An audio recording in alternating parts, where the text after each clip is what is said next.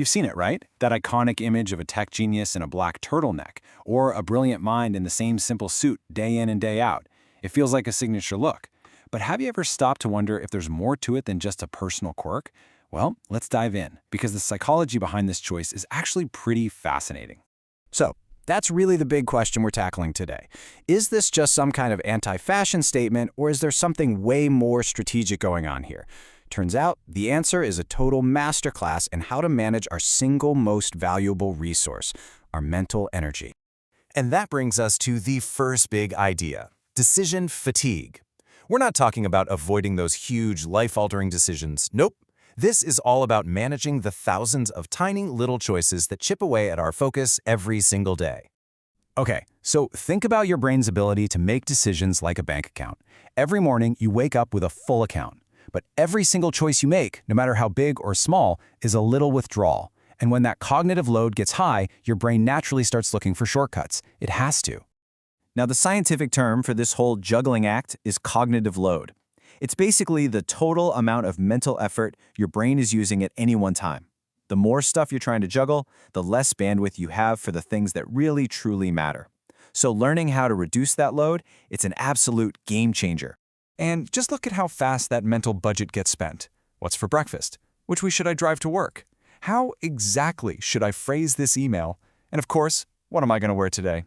Each one is a small withdrawal. If you automate just one of those, like your outfit, you literally eliminate dozens of micro decisions every month. You're saving up that precious mental fuel. So, you see, this becomes a really deliberate strategy. This isn't about being lazy, not at all. It's about being ruthlessly efficient with where you choose to spend your energy. And this quote just hits the nail on the head. They are intentionally protecting their energy. It's a conscious choice. They've basically decided their brain power is better spent solving complex problems, not trying to figure out if their shirt matches their pants. And this is the trade-off in a nutshell.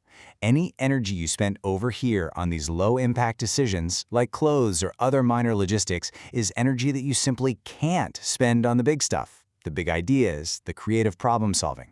A personal uniform is just a strategy to move as much energy as possible from that first column over to the second. But wait, there's one more layer to this, and it's a bit deeper. It actually goes beyond just efficiency and taps into a really powerful sense of self. It's all about defining your identity from the inside out. Think about it.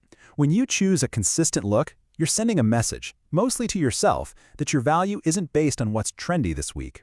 Your confidence is coming from your ideas, your work, your character, not from what's hanging in your closet. And this really shows that fundamental shift in mindset. Are you operating based on social approval, always looking for that external thumbs up? Or are you guided by your own internal compass, by your own values and sense of authenticity?